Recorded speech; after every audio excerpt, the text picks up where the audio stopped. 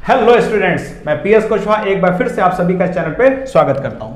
हम लोग पढ़ रहे हैं अप्लाइड मैकेनिक्स चैप्टर 3 मूवमेंट, और आज हम पढ़ने जा रहे हैं एपिसोड नंबर अप्लाइड मैकेनिक्स का एपिसोड नंबर 21।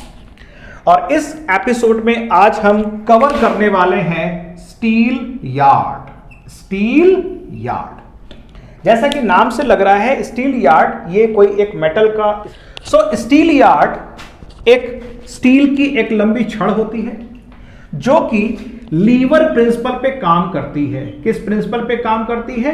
लीवर प्रिंसिपल पर कार्य करती है। बहुत आसानी से समझते हैं इसको। ये एक लंबी सी छड़ है जिसको यहां पर हमने फलक्रम पर सपोर्ट दिया हुआ है। ये एक वेट रखा हुआ है M1, उसका वेट काम करेगा M1G। एक ही दूसरा वेट है M2 जिसका वेट काम करेगा M2G। इस फलक्रम से ये वेट R1 डिस्टेंस पर है और इस फलक्रम से ये वाला वेट R2 डिस्टेंस पर है। अब हमको यहां पे ये समझना है कि वेट M1 का जो मूवमेंट होगा वो इस डायरेक्शन में होगा और उसकी वैल्यू हो जाएगी M1G इंटू R1। लेकिन M2 का जो मूवमेंट होगा M2G इंटू R2, उसका सेंस ऑफ रोटेशन ये होगा तो ये हो जाएगा M2G इंटू R2। अब अगर ये clockwise movement M2G into R2 की value M1G into R1 which is anti clockwise movement, और ये दोनों वैल्यू अगर बराबर हो जाएं, if these two movements are equal in magnitude, तो ये जो छड़ यहां पे रखी हुई है ये हॉरिजॉन्टल में रहेगी, क्षैतिज की अवस्था में रहेगी। इसका मतलब कि छड़ जो है कैसी रहेगी? इट शैल रिमेन हॉरिजॉन्टल, ये क्षैतिज की अवस्था में रहेगी। राइट?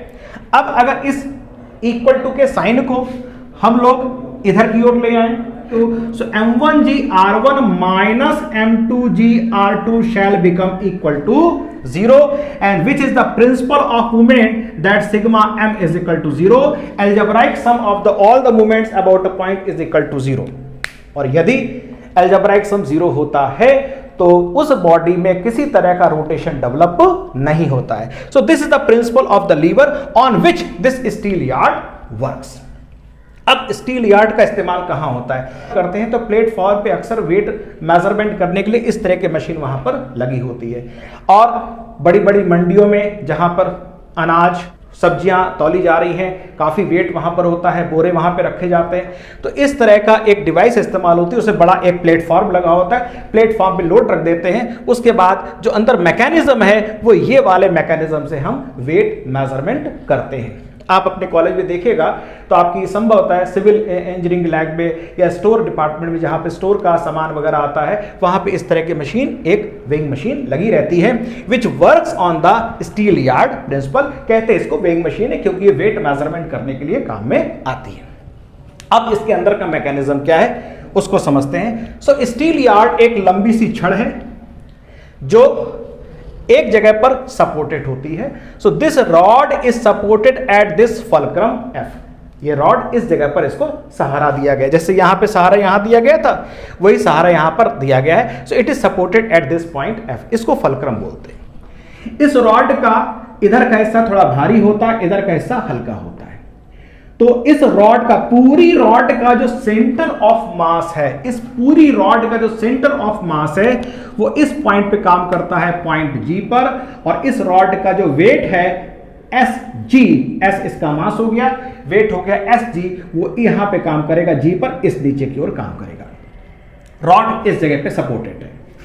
यहां पर एक हमने हुक लगा रखा है और इस हुक से हम इस हुक पर वो वेट लटका देंगे जिस वेट को आप मेजरमेंट करना चाहते हैं। सो दिस इज द हुक जो A पॉइंट पर है और यहां पर इसका वेट काम करेगा mg, and this is the weight which you want to measure. इसको हम नापना चाहते हैं, इसका मेजरमेंट करना चाहते हैं। तो ये फलक्रम हो गया। यहां पर इस पूरी रॉड का, पूरी लेंथ ऑफ रॉड जो यहां से लेकर C तक एक ही रॉड है, उसका वेट यहां पे काम कर रहा है। A पॉइंट पर हमने हुक से इसको लटका कर रखा हुआ है। अब एक लंबी छड़ में यहां पे तमाम सारे मार्क्स बने होते हैं। इन मार्क्स को ही पढ़कर हमको वेट पता लग जाता है। कैसे पता लगता है? लेकिन आप देखेंगे इस छड़ पर एक स्लाइडर लिखा हुआ है, स्मॉल m।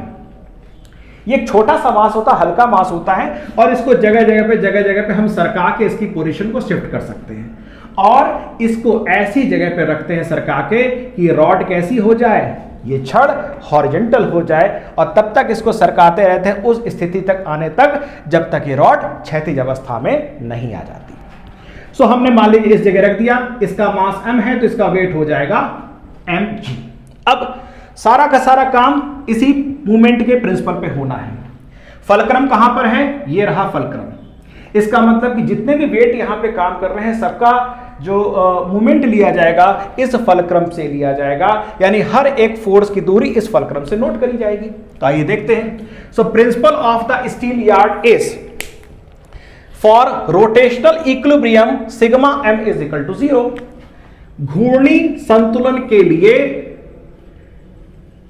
आघूर्ण का बीजी योग का मान 0 होता है, अर्थात जितने भी क्लॉकवाइज मूवमेंट हैं, जितने भी एंटी क्लॉकवाइज मूवमेंट हैं, अलजेब्राइक सम बीजी योग का मान हमें 0 करना है। वही काम जो हमने यहां पे किया तो वही काम अब यहां करने वाले हैं। तो देखिए, चूंकि फलक्रम पे ही हर फोर्स को फलक्रम के अबाउट हम मूवमेंट लेंगे, तो एक तरफ से चलते एक फोर्स काम कर रहा है वेट, जो आपने लटकाया यहां पर वेट कैपिटल mg। इस वेट की फलक्रम से दूरी कितनी है, af, ये वाली डिस्टेंस हो गई। वेट काम कर रहे हैं पॉइंट a पर, a इंटू एफ इसकी दूरी हो गई, सो mg इंटू af ये हो गया। ये मूवमेंट फलक्रम पे किस तरह मूवमेंट लगाएगा, एंटी क्लॉकवाइज, इसलिए इसको पॉजिटिव लिखा गया है। आगे आते हैं, इस पूरी स्टील का वेट यहां पे काम कर रहा है sg, यहां से दूरी कितनी है फलक्रम से, gf, तो ये हो जाएगा sg इंटू gf। ये भी यहां पर एंटी क्लॉक है तो इसलिए इसका मतलब ये भी पॉजिटिव हो जाएगा। Very good. अब आते हैं हम लोग इस पे, ये जो आपने छोटा वाला भार यहां पे इस वक्त फिलहाल स्लाइडर, इसीलिए स्लाइडर कहते हैं इसको, यहां पे सेट किया हुआ है कि रॉड हॉरिजॉन्टल हो गए, जिसका वेट हो जाएगा स्मॉल mg। यहां से इसकी दूरी कितनी है, bf, तो स्मॉल mg इंटू bf। लेकिन ये क्या, इसको हमने नेगेटिव क्यों कर दिया, वाई नेगेटिव, सोच लीजिए, वीडियो पॉज कर लीजिए, सोच लीजिए क्यों नेगेटिव किया। नेगेटिव इसलिए किया क्योंकि f के अबाउट जो मूवमेंट डेवलप करेगा ये एक क्लॉकवाइज मूवमेंट होगा, एंड द क्लॉकवाइज मूवमेंट मैंने आपको बता रखा है आर टेकन एज नेगेटिव। जो बच्चे इस वीडियो को पहली बार देख रहे हैं, पीछे के वीडियो 17-18 नंबर का वीडियो अवश्य देख लें। ये चीज आ गई, और कोई फोर्स है नहीं तो is equal to 0, right. So this is the principle, this is the expression and this is the figure. Paper में अगर सवाल आता है तो आपको फिगर बनाना है, सारी चीजों का एक्सप्लेन कर देना है, प्रिंसिपल बताना, फिगर बता देना। अब इस पे न्यूमेरिकल देख लेते हैं, बहुत आसानी से हो जाएगा। कह रहा है कि एक स्टील यार्ड है जिसका अपना मास 5 किलोग्राम है। सो S की value 5 kilogram, S is the mass of the lever, M is the mass of the slider, F is the fulcrum, AC is the total length of the lever and G is the center of gravity of the S। यहां पर इसका centre कि इस पूरी steel yard का जो centre वो यहां पे काम कर रहा है। सो स्टील यार्ड का जो मास है 5 किलोग्राम है। GF स्टील यार्ड का मास फलक्रम से 5 सेंटीमीटर दूर है, GF। स्लाइडर का मास केवल 1 किलोग्राम है, मैंने बताया था हल्का होता है। AF जो हुक लगा हुआ है, यानी जो वेट आप लटका रहे हैं वो फलक्रम से 10 सेंटीमीटर दूर है। AF यहां से लेकर यहां तक की distance. BF and this distance, slider इस वक्त F से कितनी दूर है ये इससे दिया हुआ है, 110 सेंटीमीटर पर है। हमें मार्किंग वहां पे पता लग जाती है, वो कैलिब्रेटेड स्केल होता है। This is 1/10। तो कह रहा है कि कितना वजन यहां पे लटका हुआ है, इसकी वैल्यू निकाल दीजिए। सारी के सारी वैल्यूज हम इस इक्वेशन में रख देंगे। सो mg इंटू 10, हमने सेंटीमीटर को मीटर में चेंज नहीं किया क्योंकि सारी वैल्यूज हमको सेंटीमीटर में दी गई हैं, तो कोई जरूरत नहीं उनको रखने की। कन्वर्ट करके 5g इंटू 5, s की वैल्यू 5g और gf की वैल्यू 5 सेंटीमीटर थी। 1 इंटू जी, स्मॉल m की वैल्यू 1 किलोग्राम है तो 1 नहीं लिखा गया, 1 इंटू जी, आप चाहे तो लिख दें 1 into G into 110 is equal to 0। पूरी इक्वेशन में से स्मॉल जी कट जाएगा, लिखने के लिए लिखना पड़ा लेकिन कट जाएगा, उसकी कैलकुलेशन में यूज हमको नहीं पड़ी। So m is equal to 8.5 kilogram. जो आपने स्मॉल m को 110 सेंटीमीटर अगर आप रखते हैं तो m की वैल्यू यहां पर 8.5 किलोग्राम वेट इसका आ गया। ओके, इस सवाल का एक दूसरा part, find the location of small m slider.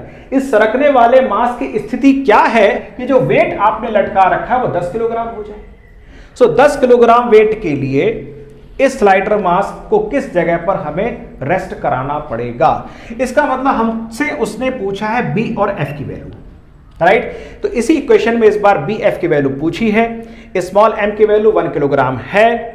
M की वैल्यू कैपिटल एम जो लटकाया है मास वो आपको 10 किलोग्राम यहां पर दे रखा गया है और आप कैलकुलेट कर लेंगे, दिस विल बी 125 सेंटीमीटर। बड़ी आसानी से आ जाएगा, बहुत आसान से सवाल है। तीसरा part, total reaction at the fulcrum. अब यह सवाल आता है कि इस जगह पर सारा का सारा रिएक्शन कितना होगा, फोर्स का रिएक्शन कितना होगा। तो आप देख सकते हैं कि फलक्रम से इस तरफ Sg नीचे काम कर रहा है, फलक्रम से इस तरफ Mg नीचे काम कर रहा है और फलक्रम से राइट साइड Mg नीचे काम कर रहा है। यानी ये सारे के सारे वेट नीचे काम कर रहे हैं, तो अल्टीमेटली सारा रिएक्शन यहां पर आ जाएगा। And this reaction is equal to Mg plus Sg plus small mg। ये ध्यान रखिएगा, पेपर में अक्सर ये सवाल पूछ लेते हैं। So what is the reaction? इसमें जितने भी वेट आपने लटका रखे हैं, स्मॉल mg, लीवर का अपना वेट Sg, जो वेट आपने बाहर लटका के रखा है जिसको मेजरमेंट करनी mg, समस्त जोड़ दीजिए, इसी को रिएक्ट करेगा ये R। तो रिएक्शन यहां पर हो जाएगी mg plus Sg plus small mg। एक सवाल और कह रहे हैं इस BF की वैल्यू जरा बताइए कि हमने यहां पे कोई भी वेट लटका के नहीं रखा है। तो कोई वेट लटकाया, बहुत अच्छी बात है, कोई वेट नहीं लटकाया, तो कैपिटल N की वैल्यू यहां पर हम रख देंगे 0 और कैपिटल M यहां पे 0 कर देंगे। हमको BF की वैल्यू पूछी है तो BF की वैल्यू यहां से हम निकाल सकते हैं, G कैंसिल हो जाएगा, S into GF and upon small m, and this will give you the value of the BF if there is no load on this steel yard। मैं समझता हूं अब स्टील यार्ड को लेके कोई कंफ्यूजन नहीं है और अगले एपिसोड 22 में हम लोग पढ़ेंगे lever safety valve. Till then thank you very much, keep reading. Examination की आप लोग तैयारी करिए।